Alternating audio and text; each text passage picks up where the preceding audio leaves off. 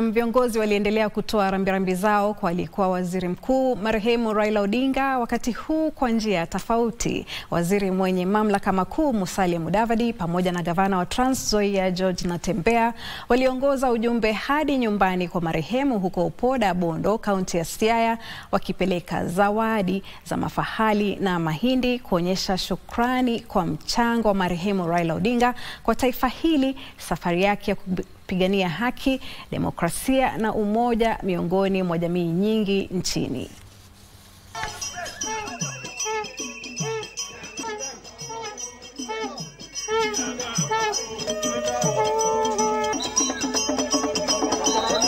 Taifa la Kenya limepoteza shujaa, yule mtu ambaye alijitolea mhanga akaweka maisha yake on the line, vile wazungu wanasema, ili Kenya pate kukombolewa tena, inaitwa second liberation.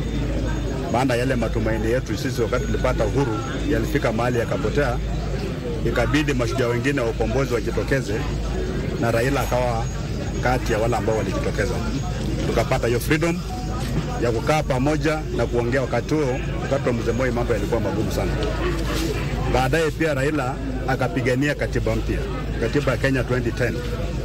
Kati ya katiba wakaweka kipengele cha muhimu sana kuhusu masuala ya ugatuzi, devolution, kwamba power, uwezo na mali rasilimali zitoke Nairobi zikuje mashinani.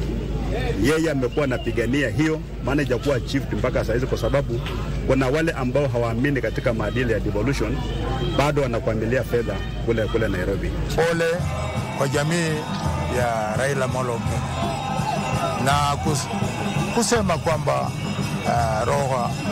Mungu aiweke roho yake, awape familia yake nguvu.